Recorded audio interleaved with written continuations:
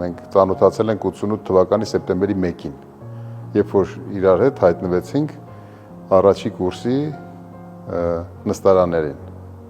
Նույն դասարանում։ Այդ ժամանակ հեղափոխական տարիներ էին, հեղափոխական ժամանակաշրջան էր։ Մենք առաջի հեղափոխական սերունդն ենք ուսանողական։ Հիշում ես, ինչպես ծանոթացանք։ Հա, առաջին օրը շատ լավ եմ հիշում։ Հենց սեպտեմբերի 1-ին իրար մենք տեսել ենք ու, այսպես ասած, բացահայտել ենք, բայց ոչ թե սիրո աչքերով, այլ ուղղակի որպես տեղեկատվություն։ Աչքի ընկնելու պահով։ Որովհետև սեպտեմբերի 1-ին առաջի հենց դասին մեր դեկանը լուսահոգի Ընկեր Խլղացյանը ներս եկավ եւ ծանոթացավ առաջի կուրսեցիների հետ։ 54 հոգի կուրսը մեր ֆինանսահաշվային ֆակուլտետի ֆինանսներ եւ վարկ մասնագիտացման, ֆինանսները եւ վարկ իրար 54 հոգի նստած էինք եւ ասեց թող ոտքի կանգնեն 1-5-ով մեդալակիրները, որոնք 1-5-ով են ընդունվել եւ 5 հոգի ոտքի կանգնեցին, 4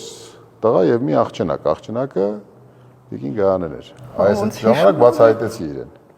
Բայց ուղղակի որպես տեղեկատվություն աչքի ընկավ։ Հետո ինչ եղավ։ Հա, հետո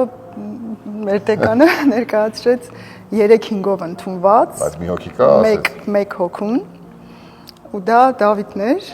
իրան որ այսպես ներկայացրեց, բոլորի ուշադրությունը 54 հոգի սենց ման էին գալի, թե հետո այդ մեկը, որ 3-5-ով ընդունվել,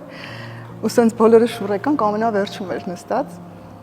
ու այդ հաղթանդամ, այսպես սեղանը սենց շարժելով բարձրացավ, սենց մի անգամից աչքի ընկավ։ Բայց առաջ տպավորությունը վատն է եղել։ Հա, ես իրարամ մեր կարծիքներով, սենց դե բնականաբար շատ ոնց որ արտահայտվում է այդ 3-5-ով ընդունվածը, մեզանից հետո որ ինքը ոտքի է կանգնում, բայց այդ իր ոտքի կանգնելու ձևը, ճիշտ ասած, սենց մտածեցի։ Ավանդապաշտ ընտանիքում, ծնված, մեծացած եւ սուսիկ-փուսիկ աղջնակին դուր չեկավ տենց հախուրն ոտքի կանգնող երիտասարդին, որը մի քիչ երևի սովորականից ավելի հաղթանդամ էր մնացածների համար։ Ոչ մենակ ինձ, այնտեղ ընկերուհու հետ էինք արդեն մենք նստած, տենց փսփսացինք, որ տեսնես էսով այլի։ Հետո մեր դեկանը ավակ նշանակեց։ Ես դարձա ավակը կուրսի, որպես 3-5 ընդունված։ Դա տևեց ընդամենը 1 կիսամյակ, որովհետև իմ ուսումնական առաջադիմությունն ու հախուրն վարքագիծը չթույլատրեցին, որ ես շարունակեմ ավակի պարտականությունները իրականացնել։ Իհարկե ես հետո բացահայտեցի այդ հաղթանդապ կերպարը։ Հենց առաջի սեպտեմբերի 1-ից մի խումբ ձևավորվեց։ Ամբողջ կուրսը իրար հետ մտերիմ էր, բայց 12-14 հոգանոց մի խումբ ձևավորվեց աղջիկների եւ տղաների, որոնք որ շատ մտերիմ էին։ Իմիջիայլոց 3 ամուսնական զույգ հետո ստացվեց այդ 14 հոգու, որից մեկը մենք էինք։ Ուրեմն անցել էր այդ սեպտեմբերը արդեն հաղթահարել էինք, այդ կար այդպիսի մտերմություն խմբով, նաև սկսվել էր նաև բանը փողոցային, այսպես ասած, բուրն իրադարձությունները, հանրահավաքները, մենք ֆինանսահաշվային ֆակուլտետը ավանում էր։ Մենք նստում էինք, մեր դասերը ավարտվում էր ու ոտքով իջնում էինք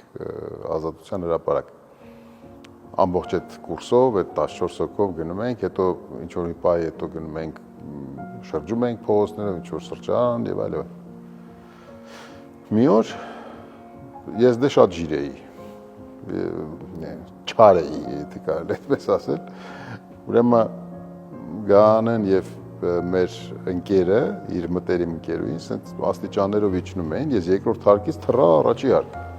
Աստիճաններով իրանց դիմաց։ Շատ անակնկալ հայտնվեց մեր առաջ։ Եվ այդտեղ այդ էմոցիան, այդ բանը ասենց վախն ու զարմանքի այդ էմոցիայը բացահայտեցի ինչ որ հետարքիր կերպար։ Առաջի կայծը տեղ եղավ։ Բայց դա իմ մոտ առաջացրեց կայծ։ Տիկին Գայանեի մոտ դեռ ոչ։ Ես ճիշտ ասած սկսեցի ուսումնասիրել ինչ որ կերպարը, որովհետև ինքը տենց մեկ-մեկ կարար տենց հայտնվեր, ինքը միշտ շատ ակտիվ ա եղել կուրսում ու բոլորին սենց համախմբելու այդ մեր խմբային կուրսեցիներով, որ տեղ գնանք, ինչ որ ակտիվություն որևէ տեղ լինում էր, Դավիթը միշտ հայտնվում էր այդ ակտիվ դերում։ Մենք այնքան մտերիմ ենք, որ 2 տարի առաջ մեր այդ կուրսեցիներով գնացինք Երուսաղեմ նույնիսկ այդ մտերմությունը եւ շատ հետաքրքիր հույզեր ունեցանք այնտեղ։ Այսինքն պատկերացրեք մենք 35-37 տարի առաջ սովորել ենք իրար հետ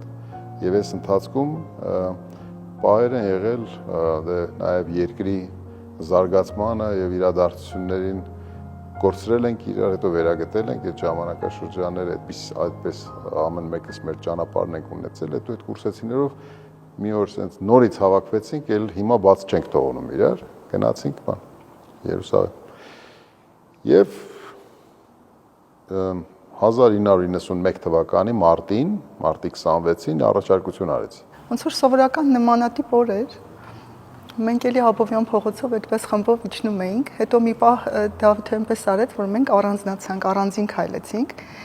Ես sense զգացի, որ ինչ որ հետաքրքիր պահ է, էլի առանձին զրուցելու։ Զրուցեցինք ու զգացի, որ մեր կուրսեցիները հետ են ընկնում ու իրենք երևի թե պայմանավորված էին հետ ընկնում։ Ես sense անհանգի շարժումներ եմ անում, հետ եմ նայում, էսի են հետ ընկել, էսի մեր հետ չենք քայլում։ Երբ որ Դավիթը նկատեց, որ ես շատ եմ անհանգստանում, երեխեքի հետ քայլենք, անդադ հետ եմ նայում, ինքը տենց ասեց լավ, մի քիչ առանձին խոսենք, հետո էլի երեխեքի հետ կքայլենք։ Տենց լավ հիշում եմ այդ։ Հետո ես դե ասեցի, ինչու ենք առանձին քայլում։ Եվ այդ պայից սկսեց հետաքրքիր իրավիճակ, որովհետև ժամանակ էր պետք, որ մենք անցնեինք իրար հետ։ Եւ ինչ որ մի ժամանակ հետո, որ արդեն ամեն ինչ པարզ էր, մենք իրար հետ էինք նաև հոգով սրտով, միջև այդ պահը Տիկին այդ հարցին դրական պատասխան չտվեց տենցել, բայց ինքը իր վարքագծով իհարկե դրական պատասխան տվեց, որովհետև դրանից ուղիղ 2 տարի հետո մենք ամուսնացանք 93 թվականին, բայց միջև այդ էլի չէր ասել։ Ամբողջ հենց հետաքրքիրն ու այսպես ասած ինտրիգը դրա մեջ է, որ միջև օրս հենց հիշում ենք այդ թեման, Դավիթն ինձ ասում է դու միջև այսօր ինձ դեռ չես ասել։ Ասում եմ ոչինչ, կյանքը դեռ առջևում է, մի օր երևի կասեմ։ Հետաքրքիր։ Երեխեքն են ուրախանում այդ պատմության վրա ամեն անգամ, որ իրանց մայրը դեռ չի ասել, որտեղ ինքը իր էությամբ զուսպ է եւ քչախոս։ Եվ մեր 3-ից 2-ը իրենց մայրիկին են բանվել, տենց քաշել։ Ինչ որ մի բան կա, որ միշտ անբացատրելի է մնում, որովհետև կա մի բան, որ չես կարող բացատրել։ Որովհետև երևի թե ինչ որ բաներ են տեղի ունենում, այս տեղից ստեղ ընկած այդ հատույթում, որը ինչ որ մի պահ գիտակցաբար կարող ես բացատրել, ինչ որ մի բան մնում է ուղղակի, քո համար էլ է գաղթ։ Ու որ պահին որ սկսեցի ռացիոնալ բացատրություն տալ այդ ամեն ինչին, ինքը երևի թե կորի։ Հետևաբար կա ինչ որ մի բան, որը անբացատրելի է։ Ես չգիտեմ։ Մենք մինչև հիմա բացահայտում ենք շատ ու շատ նոր բաներ, որտեղ կյանքը փոխվում է ու մենք էլ ենք փոխվում ու ոնց որ բացահայտելու միշտ նոր թեմաներ կա։ Դրա համար ոնց որ հետաքրքիր թեմաներ միշտ լինում է խոսելու։ Այնպես չի, որ ասենք այսօր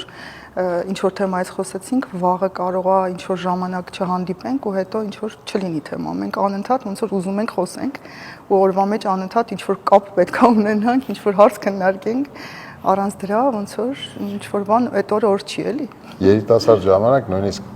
քանի որ նույն մասնագիտությունն ունենք, նույն կրթությունն ենք ստացել, նույն որակավորումը, նույն մասնագիտությունը, մենք իրար հետ պայմանավորվել ենք, որ երբեք իրար հետ նույն վայրում չպիտի աշխատենք։ Ամուսնությունից հետո նման պայմանավորվածություն։ Դա զուտ նրա համար մտածել ենք, որ մենք ամեն մեկս ունենանք մեր աշխարհը, որպեսզի այդ աշխարհը կիսենք իրար հետ, որտեվ ընտանիքը եւ առանձնացնենք։ Բայց հետո կյանքը ցույց տվեց, որ նույնիսկ եթե իրար հետ աշխատեինք, էլի միշտ խոսալը ինչ որ մի բան կա։ Հետևաբար մեր օրվա գրաֆիկն էլ մեր այնպես է, որ մենք երևի թե շուրջ արդեն երևի 20-25 տարի կլինի, որ գրեթե միշտ ընդմիջումը իրար հետ ենք անում։ Օրվա որտեղ էլ լինենք, իրար հետ ենք անում ընդմիջումը, դրա մեջ բան կա, պահանջ կա այդպիսի։ Երբ որ դու օրը կիսում ես, էլի։ Մենք որ ամուսնացանք, դա 93 թիվն էր, մենք 22 տարեկան էինք երկուսել։ 22 տարեկան էինք, հետո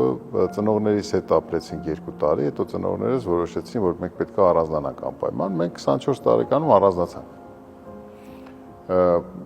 Կենցաղային, նյութական, ֆինանսական դժվարություններ, բայց դրանք այնքան հեշտ էին հաղթահարում, որովհետև կար բան, ու այդ հարմոնիա կոչեցյալը կար։ Մենք բնավորությամբ տարբեր ենք, բայց այդ տարբերությունները համալրող տարբերություններ են ավելի շատ։ Այդ զանգակ բամբակ բան, այդ մեր հին ավանդական մեծերը որ ասում էին, այդ զանգակ բամբակը այդպես էլ կա, դե դժվար չի կռայելով զանգակով բամբակ, ու այդպես էլ ճանապարհը անցնում ենք։ Ամենահեշտը բանն էր, երեխաներ, ամեն երեխան, 3 երեխան ամեն մեկը մի աշխարհ է բերել իր հետ, բայց այդ աշխարհը իրենցն է։ Մենք այդ աշխարհների հետ համակցել ենք մեր երկուսիս աշխարհը ու երբեք չենք համարել, որ այն աշխարհներն են կյանքի նպատակը, չէ, ամեն մարդ իր աշխարհն ունի, իր աշխարհն է ապրում, իր կյանքն է ապրում։ Հետևաբար երեխաներն էլ են տեսնում, որ մենք ունենք մեր առանձին աշխարհը երկուսով ու իրենց դա շատ մեծ ուժ ու շատ մեծ ուրախություն է տալիս։ Այդ երջանկությունն է իրենց համար, որ իրենց ծնողները իրենց համար չեն ապրում։ Մենք մեզ համար, հա։ Մեր ամենասիրած բանը երկուսով ճամփորդելն է, փախնելը։ Մի բա երեխաները դե մեծ են, մենք եթե հնարավորություն ունենում 3 օրով, 4 օրով, 2 օրով ճամփորդելը, նույնիսկ ասենք գնալը։ Ամենամեծ սիրած բառն է։ Հոգսերից կտրվելը։ Ամեն ինչից կտրվել։ Կարևորը միջավայրը փոխել, առավոտերի գուզելուցել։ Այդ պահանջը միշտ կա։ Իսկ դուք պատկերացնում եք, ասենք, երբ որ երկուսով մեքենայով ինչ որ մի վայրից մի վայր ես գնում, ու դու զրուցում ես զրուցությամբ, լուր, բայց զրուցում ես։ Չեք խոսում, բայց խոսում եք։ Այդպես հետարքիր բաներ կա։ Դավիթը սիրում է մեքենայով անձրևային եղանակին վարել։ Այդ խորհրդավոր պահը ինքը սիրում է։ Ու այդ ընթացքում զրուցելը իր ամենասիրելի բանն է։ Մենք տարբեր ենք։ Ես խոսքով եմ արտահայտում։ Ես վերաբերմունքով եւ լռությամբ եւ նույնիսկ դեմքի արտահայտությամբ։ Նայում ես դեմքին, հայացքով ինքը իմ աչքերի մեջ միշտ զգում է այդ զգացմունքը ու եթե տխուր եմ ինչ-որ մի բան այն չի, ուրեմն ասում է ինչ ա եղել, միանգամից զգում է ինքը այդ։ Իմ ամենաանհանգիստ օրերը այն օրերն են, երբ որ ես նայում եմ ու աչքերի մեջ տեսնում եմ անհանգստություն։ Այդ անհանգստությունը պետքա պարզեմ ինչից է։ Դա կարա կապված լինի երեխաների, մյուս։ Դա ուղղակի չգիտեմ, այդ հաղորդակից ինչ որ բաներ կան, որ այտենց։ Հա, 35 տարվա մեջ այնքան ենք բացահայտել իրար, որ այդ զգացականը ավելի առաջնային է այսօր, քան խոսքերը։ Տարիների ընթացքում մարդ մի քիչ ավելի երևի թե տարիքի իմաստություն է բերում։ Եթե ավելի երիտասարդ ժամանակ օրինակ ինձ թվում էր, որ ինչ որ երևույթի վերաբերյալ ճիշտ ենա, որ նստել ու ճիշտ ու սխալը պարզել, թե ով է մեղավորը, ով ճիշտ եւ հարթել գնալ, տարիների ընթացքում զգում ես, որ դրա վրա ընդհանրապես չարժի ռեսուրս ծախսել, ընդհանրապես ժամանակ ծախսել։ Եվ ասենք թե պարզեցիր, որ ենթադրենք տիկինը դա սխալ կամ հակառակը պարզեցիր դու ես սխալ։ Ինչ դրանից ինչա փոխվում։ Ինչքան չնչին է այդ բանը, դրա արդյունքը, հետո պարզեցիր, հետո դրա համար մեկ նույնիսկ մի զգացմունքային ինչ որ մի ժեստով, օրինակ մի համբույրով կարելի է ամեն ինչ հարթել։ Ես սովորել եմ, որ սիրո համար պետք է պայքարել, միշտ, անկախ նրանից դիմացինի սերը, որ դու զգում ես, դա դեռ բան չի վկայում, որ դա միշտ պետք է լինի, այսինքն դա դե ֆակտո կամ այդպես չես կարող տենց կանխավարկած ունենաս, որ դա ինքը կա եւ միշտ լինելու է, չէ, դու պետք է միշտ իրան բոցավառես։ Եվ դա փոխադարձ է։ Միշտ պետք է պայքարես ու վառ պայես իրան։ Մենք սովորել ենք, որ սերը պետք է փայփայել։ Ու եթե չփայփայես, ինքը իր սեփական ռեսուրսներով աստիճանաբար մարում է։ Չպետք է թողես, որ ինքը մարի։ Պետք է միշտ հետաքրքրություն ունենա։ Դու պետք է միշտ հետաքրքիր լինես։ Եվ դե այն անբացատրելի բանը, որ խոսեցինք, նա պիտի լինի, որովհետև եթե նա չկա, ինչ ուզում ես արա։ Եթե ծիլը չի տվել հողի մեջ, ինչքան ուզում ես ջրի, ծիլը չի աճելու։ Բայց պետք է փայփայես ջերմությամբ, չէ՞, ինչ որ պետք է այդ ծիլը, որպեսզի արևը, շողը, մյուսը, մարուկները պետք է լինի։ Դա սերն է։ Իմ համար ամենակարևորը կապն է, թեկուզ միասին չենք, բնականաբար աշխատանքի ընթացքում հեռու ենք իրարից, բայց մտքով, ուղեղով միշտ իրար հետ ենք։ Եթե այդ կապը ինչ-որ մի վարքյան կորում է, ես իմ վիճակից դուրս եմ գալի կոմֆորտից, էլի, այսինքն ինչ-որ մի բան պիտի անեմ, որ միասին լինենք, ինչ-որ բան խոսենք։ Եթե ինչ-որ տեղ պիտի լինեմ ու հեռախոսս օրինակ անհասանելի պիտի լինի, ես նրբանկատորեն զգուշացնում եմ, որ ես ինչ ժամին անհասանելի եմ լինելու։ Մենք ոնց որ ամբողջ կյանքում սովորել ենք դրան, ու եթե դա հիմա ինչ-որ միտեղ կտրվի, ինքը դիսկոմֆորտ է, էլի, այսինքն ոչ մի ձևով չես կարող այդ անցնես այդ պահը, պիտի կապը լինի, որ նոր ամեն ինչ հանգիստ ու նորմալ լինի։ Դե սերը ունենում է խելառ ժամանակաշրջաններ եւ ավելի հանգիստ ժամանակաշրջաններ։ Մի գաղտնիք բացեմ, որ մեր մոտ հանգիստ ժամանակաշրջաններ չկան, ուղղակի։ Ժամանակն է ամենաբարդը։ Ու դա բան է, հետաքրքիր է։ Այդպես ապրելը շատ լավ է։ Հիմա գնահատում ենք ժամանակը, որ քիչ է արդեն, դա չի հերիքում, էլի։ Բայց դա ըմբռնվում է, չէ՞ մոտենում։ Դե հա, բնականաբար։ Եթե նույն մասնագիտությունը չունենանք, երևի չհանդիպեինք, հետեւաբար մենք մեր մասնագիտությանը եւ մեր բուհին շատ շնորհակալ ենք։ Մեր երեխաներից երկուսը ընտրել են մեր մասնագիտությունը տնտեսագետ են, բայց մեր տան ուրախությունը փոքրն է, որը որ արվեստի բնագավառում է եւ հիմա սովորում է ճարտարագիտականում եւ ճարտարագետ պետք է դառնա։ Մենք բոլորս ուրախացել ենք, որ գոնե մեկը կա, որ տնտեսագետ չի։ Այն է, ապահովում է մեր ընտանիքի բազմազանությունը։ Մեր տանը այդպիսի մի արտահայտություն կա, անանյանական հումոր, էլի, մենք անանյանական հումորը դա բաներ։ Դավիթի հայրիկից եկած դեռ։ Մենք բոլորս մեր անանյանական հումորով օժտված ենք։ Եվ շատ դեպքերում Տիկին Գայանը դիսկոմֆորտ է ունենում մեկ անանյանական հումորը, որտեղ ինքը իր զսպվածությամբ չափից շատ է մեկ ստացվում։ Հումորը մի չափից շատ է լինում, բայց այդ հումորն էլ հենց ապահովում է մեր ընտանիքում այդ մթնոլորտը, որտեղ որ շատ բաց մթնոլորտ է, բաց ու ինտերակտիվ։ Ծնողները պետք է դաստիարակության վրա ժամանակ չծախսեն։ Կարծեմ Վինստոն Չերչիլն էր ասել, կարող է սխալվեմ, ասում էր մի դաստիարակեք ձեր երեխաներին, իրենք կմեծանան, կդառնան ձեր նման։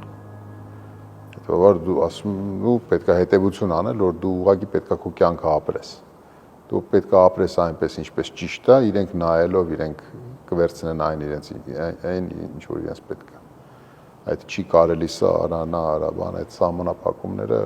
ոչ մի լավ տեղ չեն տանում։ Իրանք երեքն էլ շատ տարբեր են, բայց մի շատ կարևոր բան կա, որ ես հիմա վայելում եմ իմ երեխաներին, այդ առողջ մթնոլորտում իրանք մեկը մյուսի հանդեպ երեքով այնքան կապված են իրար հետ։ Մենք ոնց որ սենց առանձին, ես ու Դավիթը, իրանք առանձին սենց երեքով